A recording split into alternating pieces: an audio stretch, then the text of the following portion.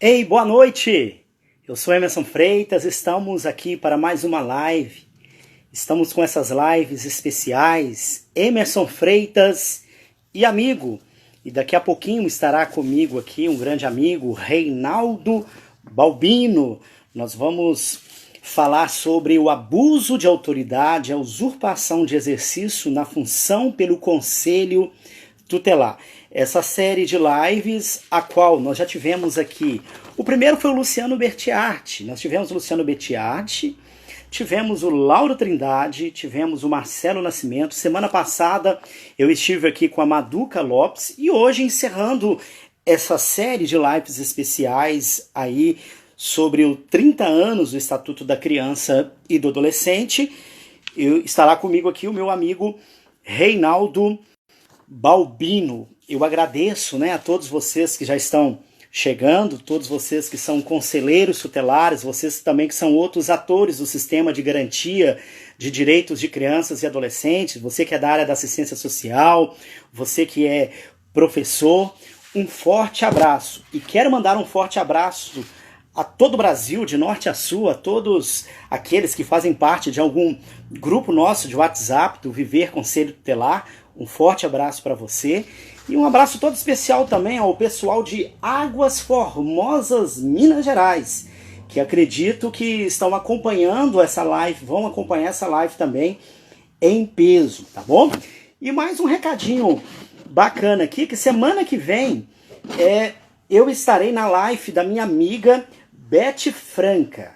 Então, a live da Beth Franca vai ser terça-feira, às 19 horas, dia 7, às 19 horas. E eu serei, olha que legal, eu serei o convidado da minha amiga, um grande abraço, Beth Franca.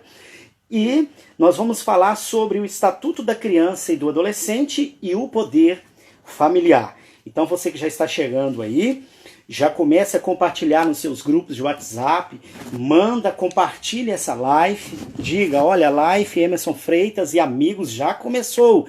E o Reinaldo Balbino, que é o meu convidado, daqui a pouquinho já estará conosco aqui para trazermos um tema muito pertinente, um tema interessante e importante. Abuso de autoridade e a usurpação de exercício na função pelo Conselho Tutelar. Mas vamos lá, sem delongas, deixa eu achar que o Reinaldo, eu já vi ele por aí.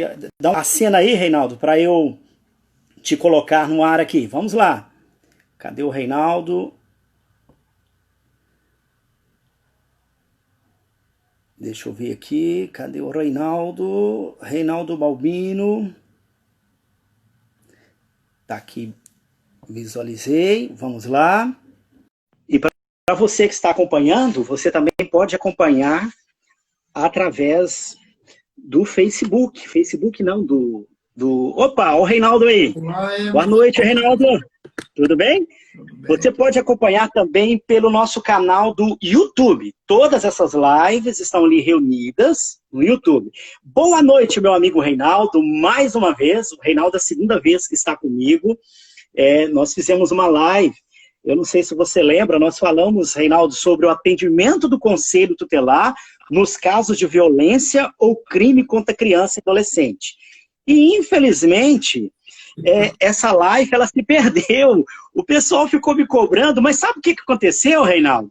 O Instagram, ele muda muito a plataforma. Eu acredito, porque agora tem o IGTV, que no momento que termina a live, a gente já salva. Antigamente ficava no story só 24 horas, agora na live fica salva. Eu acredito que eles estavam mudando alguma coisa na plataforma e nós não conseguimos salvar aquela live.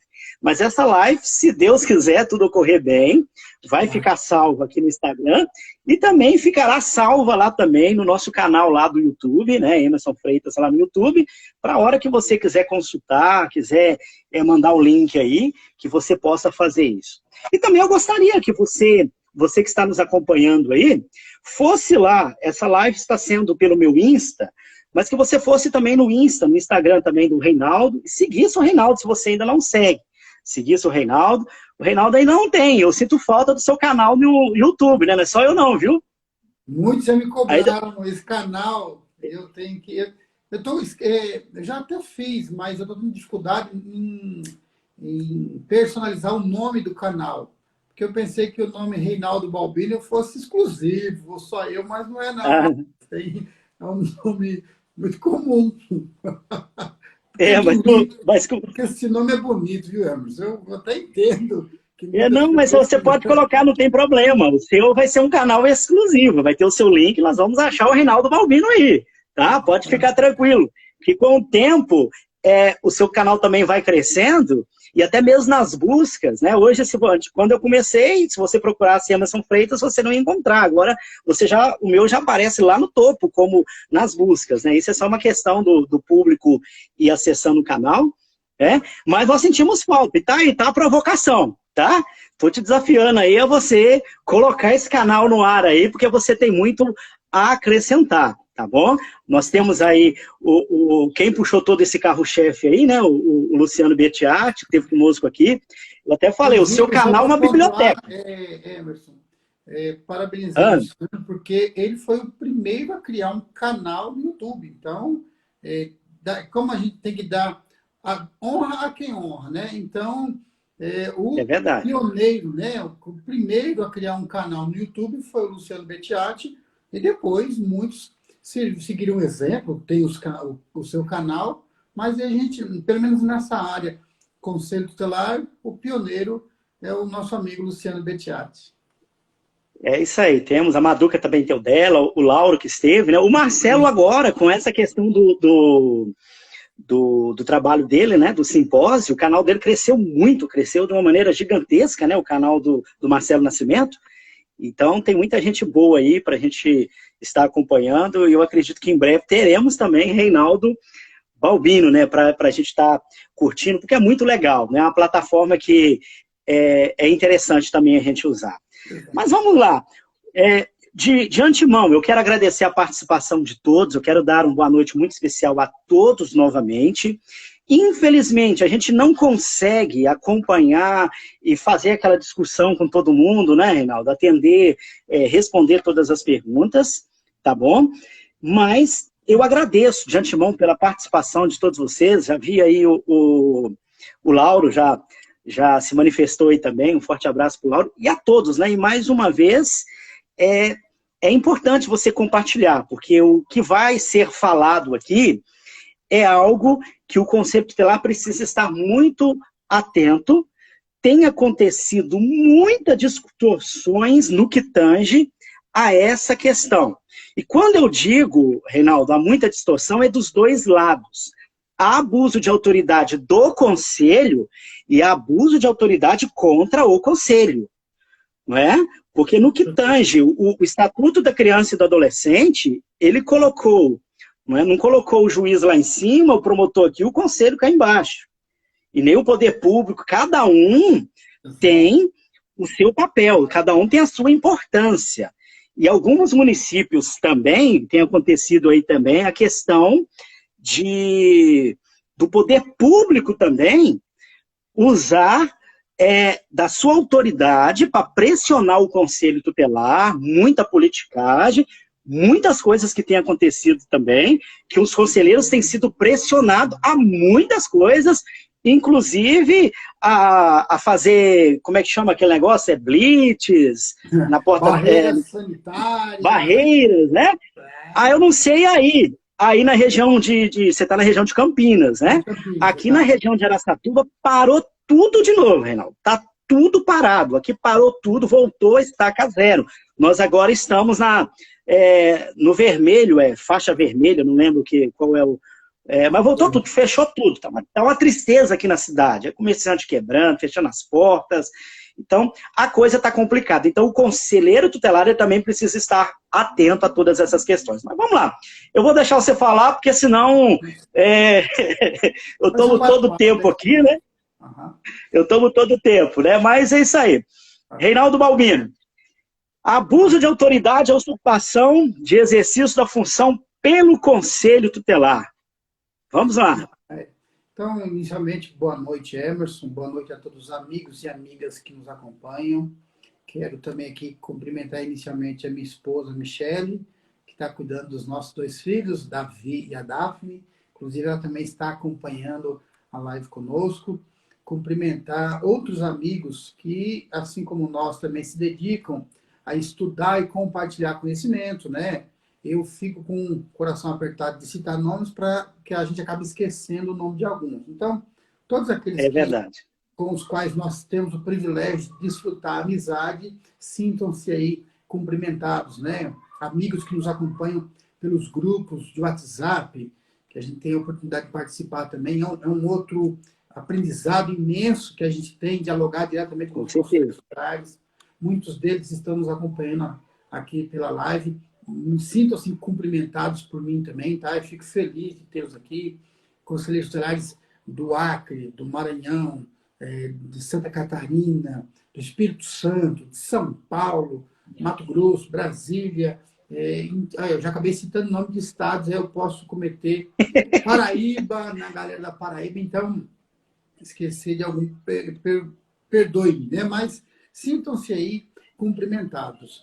E eu quero, aproveitando aqui o tema, o convite que o Emerson nos fez, parabenizar você, Emerson, pela escolha do tema, e para falar desse tema no mês de julho, que é o mês em que o Estatuto completa aí os seus 30 anos de vigência. Lembrando que o Estatuto entrou em vigor, passou a valer, não foi em julho, passou a valer 90 dias depois, isso foi lá para outubro. Mas, como É vigência tem a verdade. ver com a existência da lei, agora, no dia 13 de julho, fará 30 anos de existência dessa legislação. Então, parabéns por você ter escolhido esse tema, e é exatamente sobre ele que a gente vai dialogar bastante aqui hoje, nesses minutos que o Instagram nos permite. Então, É tanto... verdade. E aqui eu preciso, como eu sempre gosto de fazer, preciso fazer menção à Lei 13.869. Ela é uma lei nova, foi aprovada, entrou em vigor no dia 5 de setembro de 2019. Ela substituiu uma lei de 1965, que era a lei de abuso de autoridade. Então, essa lei 13.869 substituiu, e com maestria, né? Nós tínhamos lá, em 65, a lei 4.898 de dezembro de 65, da época dos militares. Importante destacar, Emerson e o pessoal que nos acompanha, que a lei de abuso de autoridade, olha que doideira, ela foi feita para proteger o cidadão do Estado. Então, é exatamente o objetivo da lei, para que o Estado, como É sendo a verdade. parte mais forte, não se sobreponha sobre o cidadão de forma descontrolada. Por isso que nós temos aí com muita propriedade, muita assertividade, a lei de abuso de autoridade. Ela não é recente, ela é de 65, e em 2019 houve aí uma atualização, uma mudança significativa na lei de abuso de autoridade. Inclusive, algumas autoridades espernearam com medo de que seriam coagidos, proibidos de fazer isso, aquilo, outro, enfim. Quem não abusa da autoridade não tem por que temer a lei, não é verdade? Só É tem a verdade. lei quem quer andar às margens da lei. É por isso que recebe o nome, quem comete crime recebe o nome de marginal, que fica às margens da lei. Então, se você está dentro da lei, cumprindo a lei, não há por que temer esta lei de abuso de autoridade. Ela existe, ela tipificou algumas condutas, né? E aí você também, para dificultar um pouco o tema, que você é bom nisso, né? Dificultar tema para a gente, para os outros você passa tema facinho. Eu fico observando isso Tá daí. bom. Aí você acrescentou também uma outra conduta tipificada no Código Penal como crime, que é exatamente a usurpação de função pública. Então, quando nós formos falar disso, eu quero entrar um pouco no mérito da usurpação da função colegiada, quando é feita individualmente por conselheiro tutelar. Pois bem, tratando aqui da lei, inicialmente da lei de abuso de autoridade, olha o que diz o primeiro artigo da lei. Esta lei define os crimes de abuso de autoridade cometido por agente público. Opa, é importante a gente destacar essa expressão, agente público, porque eu já vou retomar essa expressão. Servidor ou não, que no exercício de suas funções, ou a pretexto de exercê-la, abuse do poder que lhe tenha sido atribuído. Então, quando nós vamos falar de abuso de autoridade, não significa que, primeiro, existe a autoridade e existe o uso da autoridade. Até aí, ó, tudo bem, tudo certinho. Há autoridade, usando da autoridade que lhe foi conferida por lei, tranquilamente. Quando esse uso da autoridade ele é para menos, incorre no crime de prevaricação. Quando ele é para mais, incorre no crime de abuso. Então, nem para um lado nem para o outro, apenas o uso da autoridade, jamais a omissão, a prevaricação ou o abuso, o excesso. Então, tomemos cuidado quanto a isso, né? Então, aí lá, ainda a lei 3.869, no parágrafo 1º, diz: as condutas descritas nesta lei constituem crime de abuso de autoridade quando praticados pelo agente. Opa, novamente, peço para vocês destacarem a palavra agente. Com a finalidade específica de prejudicar outrem ou beneficiar a si mesmo ou a terceiro. Ou ainda, por mero capricho ou satisfação pessoal.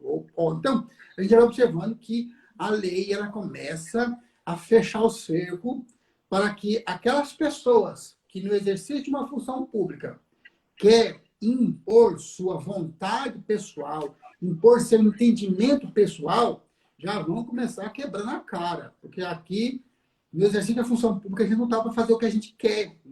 Eu posso não gostar da lei, isso é um aspecto.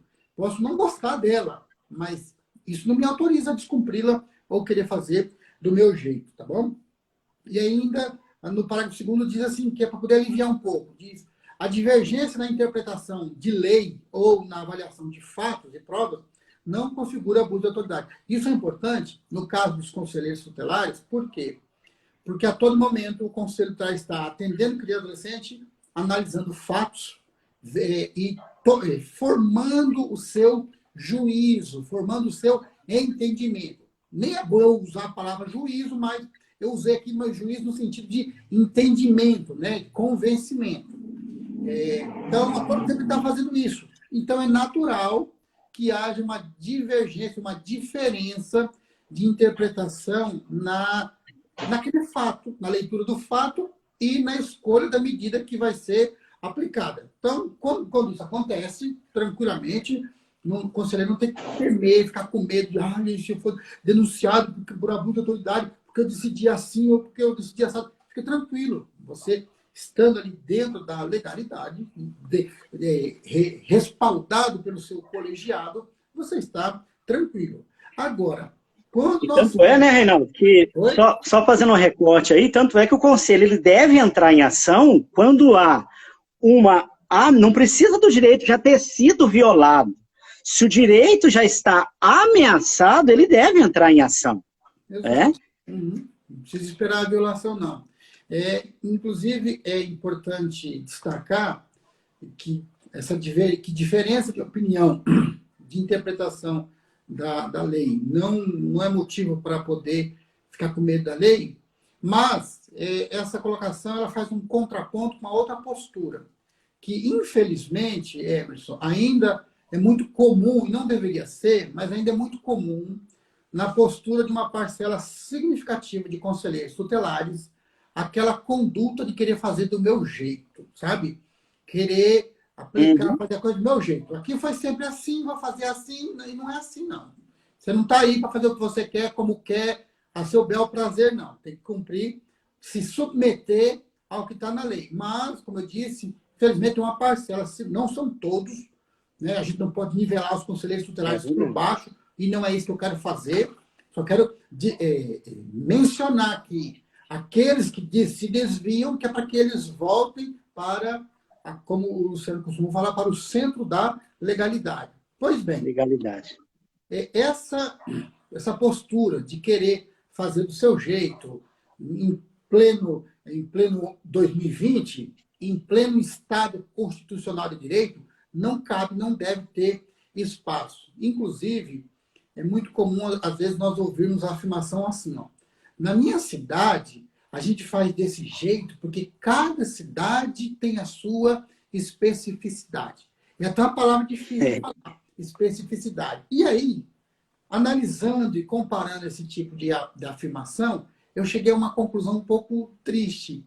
Eu percebi que, por trás desse cada um faz do seu jeito, eu encontrei o fazer de qualquer jeito, bem distante da legislação. Por quê? Se o Estatuto da Criança e do Adolescente é uma lei federal, é o mesmo estatuto que vale no norte e vale no sul, no centro-oeste, no sudeste, no nordeste. Não tem essa história de dizer, aqui vai se aplicar diferente, porque aqui é outra realidade.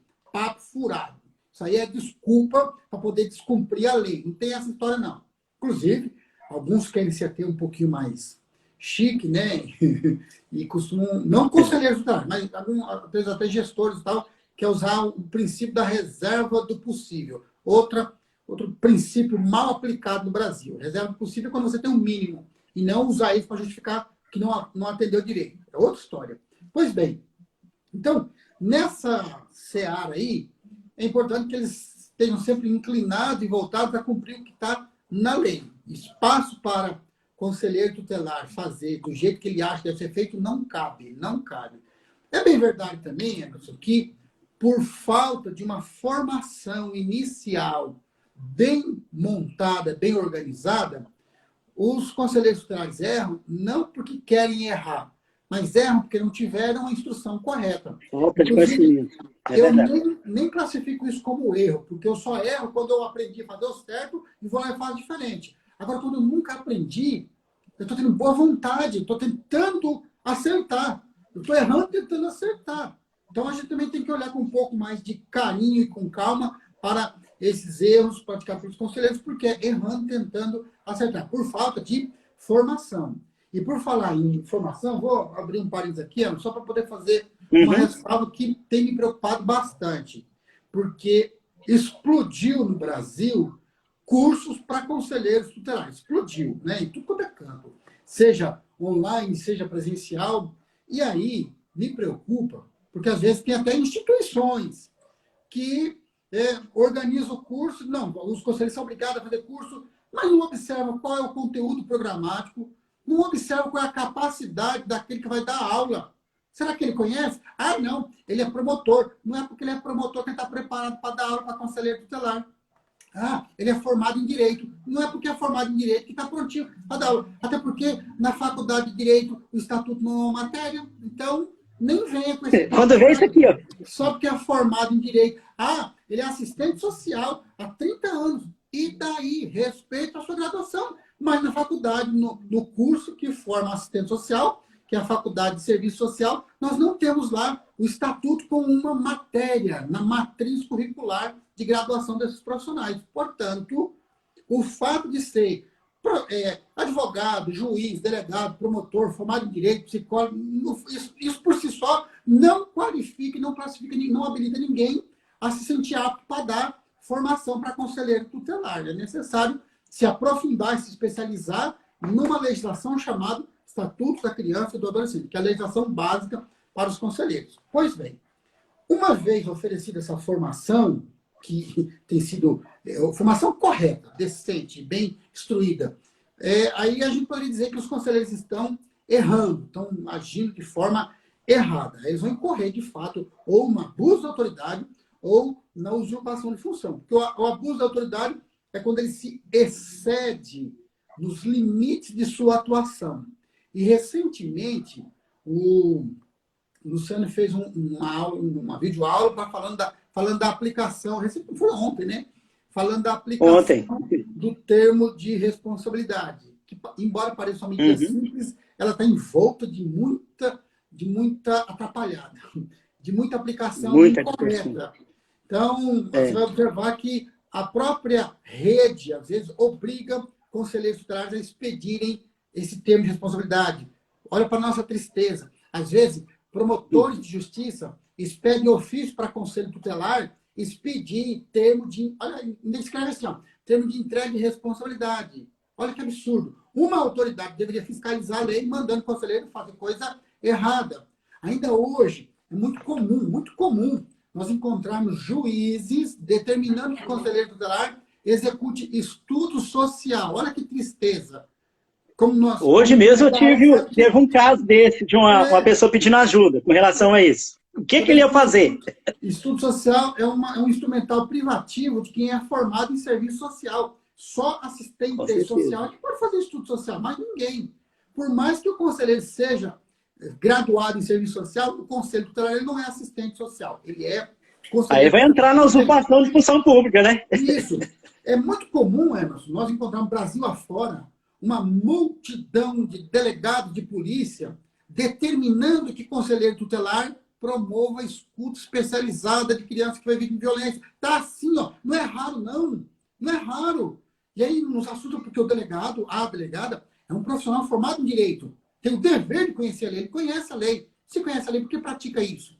Porque no artigo 7º, no artigo 8º da Lei 13.431 de 2017, está escrito que a escuta especializada, ou pelo menos o depoimento especial, é procedimento de oitiva feito perante a autoridade policial ou judiciária. Então, não tem conselheiro tutelar executando isso. Mas nós temos, na prática, delegados e delegadas constrangendo, cometendo o crime de constrangimento ilegal, constrangendo o conselheiro tutelar a ir em delegacia, acompanhar a oitiva, ou pior ainda, determinar que o conselheiro faça a escuta especializada lá no conselho, para colher o depoimento. O que é isso? Não, não. Assim como, muitas vezes, é demandado ao conselho tutelar que vá fazer verificação de maus tratos. Porque recebe informação, olha, tem um pai espancando seu filho, a gente escuta aqui a criança gritando, o pai espancando. Se está acontecendo isso, essa conduta se encaixa como uma luva no artigo 136 do Código Penal, que tipifica o crime de maus tratos. Né? Então, se é crime, quem tem que ir lá fazer verificação é a polícia, não é conselho tutelar. Ao conselho tutelar cabe requisitar o Serviço Público da área de segurança para ir lá fazer investigação.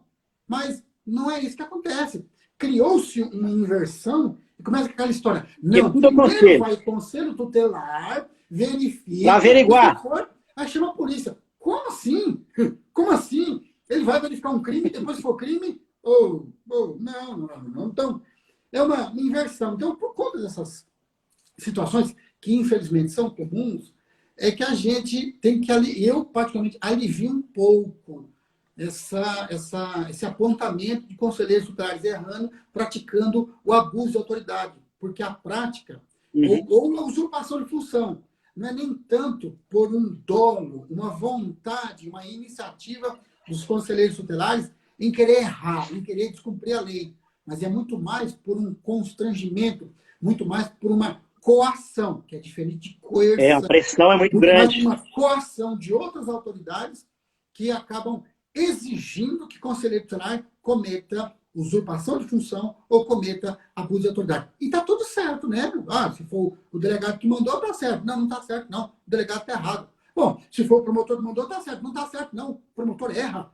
Foi o juiz que mandou. Não está certo, não. O juiz erra. Embora, respeitada aí a sabedoria dos eminentes magistrados e procuradores e promotores de justiça, não são Deus, né? Eu não estou aqui também para poder ficar atacando de forma arada, não é isso. Só estou pontuando aquilo que a gente vivencia, aquilo que é a realidade, para não ficar fantasiando um Alice no País das Maravilhas, achando que está tudo muito lindo, tudo muito certinho, tudo muito dentro da lei, porque não está.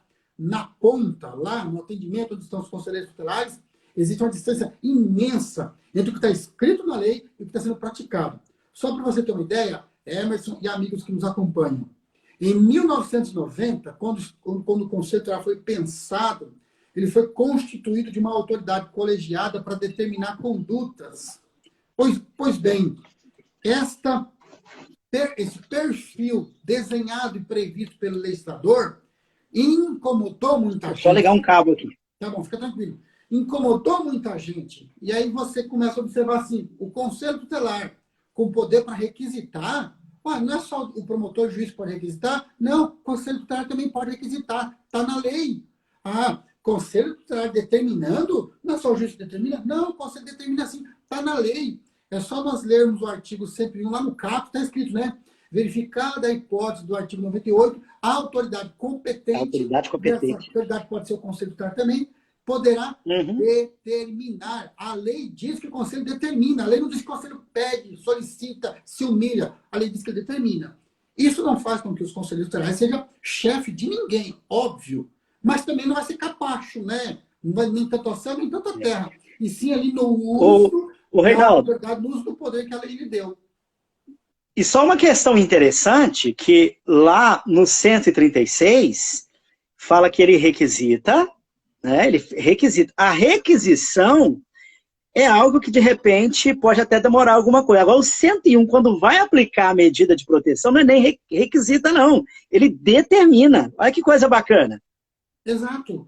É porque ele foi pensado e o legislador deu poder para ele determinar que é para poder desafogar um pouco, para não ficar indo tudo para o judiciário e para que isso fosse resolvido de forma mais rápida por uma autoridade administrativa que é o Conselho Tutelar. Então, ele está investido desse poder, ele está investido dessa autoridade, gostando você ou não, gostando do professor, o médico, o assistente social, o psicólogo, o policial, gostando ou não, a lei deu esse poder para o Conselho Prefeito? Tutelar. E como eu disse, você pode não gostar da lei, mas só porque você não gosta de descumpri-la, de jeito nenhum. Certa vez, eu fui interpelado por um oficial da Polícia Militar e ele me disse assim, ó, Reinaldo, o comando local tem reclamado para a gente que vocês estão requisitando eles. Então, a gente entende, Reinaldo, que só o promotor é que requisita a polícia, tá bom? Então, a gente pediria que vocês revissem isso. Então, foi uma conversa muito bacana, equilibrada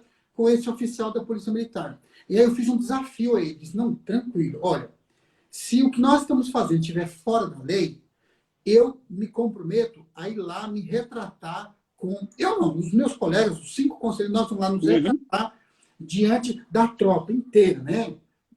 Tropa é a forma como se chama um conjunto de policiais, tá? Não é a tropa de cavalo, não. É que nos meios policiais esse é o nome utilizado. Eu vou lá, quando os policiais estiverem em ordem unida, reunidos, tendo instrução, nós vamos lá e nos retrataremos. Mas, se estiver na lei que a gente requisita, eu quero contar com a tua honestidade de chegar lá para o seu sargento e dizer, eles estão certos. O Conselho Tutelar também requisita. Aí ele falou para mim, perfeito, Reinaldo, ótimo. Então vamos lá, né? Porque a gente não pode dar ponto sem nó. Aí eu convidei ele para É ele verdade. ler. Pegamos a lei 8.069, que é o Estatuto da Criança e Adolescente, abrimos ali no artigo 136, inciso 3, letra A, que está escrito com todas as letras.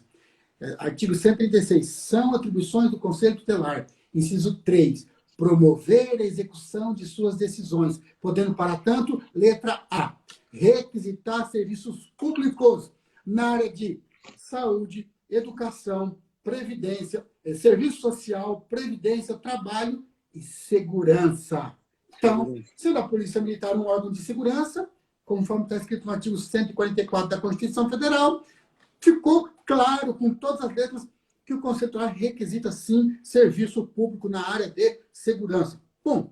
Aí, eu espero que ele tenha honrado esse compromisso. Nota que foi mais um acordo de bigode mesmo, né? E ele ia cumprir minha parte, eu estou errado. Espero que ele tenha cumprido, tenha dito para o sargento dele lá que ficou ofendidinho porque a gente estava requisitando. Não era um afronto, não é uma postura mais arrogante de Conselho Tutelar. É um uso da autoridade que a lei lhe conferiu. Tem que fazer esse uso. Mas, como eu estabeleci, como eu já pontuei, quando o legislador estatutário, em 1990, investiu o conselho tutelar desta autoridade, muitas outras autoridades torceram e ainda torcem o nariz.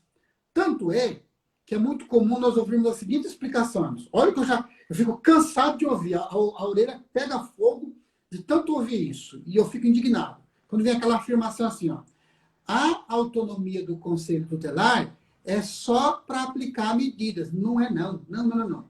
A capacidade que o Conselho Tutelar tem de aplicar medidas não é autonomia, se chama discricionariedade. Quando ele pode escolher várias medidas dentro de uma lista, dentro de uma limitação que a lei mesmo estabeleceu, isso é discricionariedade, isso não é autonomia. A autonomia tem a ver com o órgão em si, com a característica do órgão, não com suas decisões. E quando fala que ele só tem autonomia para poder aplicar medidas, misturou alhos com bugalhos e quer reduzir ainda a autoridade do Conselho. Inclusive, eu também já ouvi, olha, embora esteja escrito lá na lei que o Conselho pode determinar, o Conselho vai escrever, solicitar, que fica mais bonito. Não, meu amigo, não é uma questão de ser bonito ou ser inconveniente. É uma questão de reproduzir o que está na lei. Como eu disse, se não gostas da lei, respeito o teu gosto. Mas tanto você quanto eu estamos subordinados ao que está na lei. E se a lei diz que ele determina, é isso que ele vai fazer. Vai determinar, não vai solicitar, não. Se a lei diz que ele requisita, é isso que ele vai fazer, vai requisitar. Então, eu faço questão de pontuar isso, Emerson. Quando eu fico aqui insistindo nessa tecla... Ô, Reinaldo, eu não estou te ouvindo. Você está me ouvindo? Oi? Alô? O seu áudio não está saindo aqui. Vocês estão me ouvindo? Está todo mundo me ouvindo? Pessoal, dá um joinha aí para ver se tá ouvindo. Só para... Emerson, você está me ouvindo? Ou não? E agora... Olha lá, o Darlan respondeu que está ouvindo. Está ouvindo o Reinaldo, Darlan? Ou o Emerson? O pessoal está me ouvindo? Está ouvindo o Reinaldo? Eu não estou te ouvindo, Reinaldo. Puxa vida, o pessoal está me ouvindo, Emerson. Ó, então, dá uma verificada aí no seu áudio. Está ouvindo? Dá um joinha aí, por favor. Tem som dos dois. O pessoal está falando que tem som dos dois, meu e seu. Tá ok. O seu tá ok? Tá te ouvindo, tá? Então continua. Okay. É o meu que eu não estou te ouvindo. Beleza. Vai lá. Então, quando a gente pontua esse poder, essa autoridade que o Conselho Tutelar tem, não é para colocar o Conselho Tutelar lá em cima, não é para fazer com que o Conselho Tutelar se sinta a última bolachinha do pacote. Não é nada disso. É para que o Conselho Tutelar reconheça que ele é uma autoridade, reconheça que ele exerce uma função pública, reconheça que ele tem uma competência legal, ele tem um limite de atuação, nem para mais e nem para menos. E não adianta ficar dando uma de humildão. Olha, eu vou escrever solicito só para ficar mais suave, né? Não. Isso é uma pseudo-humildade. Até porque escrever o que está na lei não humilha ninguém, né? Se a lei diz que é para determinar e o Conselho de Escrevão do Ofício está determinando, ele não está humilhando ninguém, não está transformando ninguém no seu subordinado. Ele está simplesmente cumprindo aquilo que está estabelecido na lei. E é importante que se pontue isso daí. Pois bem, só que esta autoridade, este poder, não foi concedido a um conselheiro tutelar. Ela foi concedida ao conselho, que é o grupo de 5. Tá bom? Então, a autoridade da qual está revestido o conselho tutelar é aquela autoridade na qual 5 se manifestam. Dos 5, 3 têm determinado posicionamento e aí passa a valer, porque 3 é a maioria de 5, tranquilo. O que não pode, eu vou abrir aqui mais um parênteses, me perdoe, Emerson, vai ter uma controlada no tempo aí, porque senão a gente dispara a falar. Que às vezes a gente ouve a galera falar assim, 3 é colegiado. Pessoal, 3 nunca foi colegiado. Não pelo Estatuto da Criança e Adolescente, tá bom? 3 nunca foi colegiado. Colegiados são 5. 3 é maioria de 5. Jamais... Não está chegando nenhum som aqui. Só um minutinho. Você está me ouvindo? Está conseguindo me ouvir? Sim. Faz o seguinte. Dá um pause aí. Eu vou te encerrar aqui e você entra de novo. Porque não está chegando áudio nenhum aqui. Tá bom. Tá bom? Então, o meu áudio está chegando aí? O pessoal está te ouvindo. Então eu vou encerrar aqui. Eu vou te tirar e vou te pôr de novo. Para ver se melhora aqui. Tá bom? Tá bom. Ok? Vamos lá. Deixa eu encerrar aqui.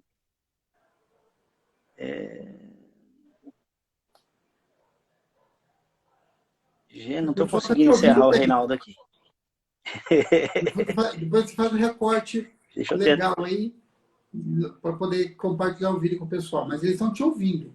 Tanto você quanto... Deixa eu tentar aqui. Um problema técnico. Eu vou fazer o seguinte. Eu vou encerrar. Aí a gente volta de novo, faz mais... Tem 40 minutos. A gente faz mais uns minutinhos, pode ser? Aí depois eu junto as duas. Porque eu não estou conseguindo ouvir nada, tá bom? Eu peço o pessoal aí perdão. E o pessoal volta. Daqui rapidinho eu já volto de novo. Porque eu não estou conseguindo... Deu um probleminha aqui, eu não estou conseguindo ouvir nada. Aí fica difícil para a gente interagir aí. Tá bom? Rapidinho. Então eu vou encerrar. Vou salvar essa aí, depois eu vou emendar as duas e põe lá no Facebook, tá bom? Estou encerrando essa aqui e já te chamo já, Reinaldo. A gente faz mais alguns minutinhos.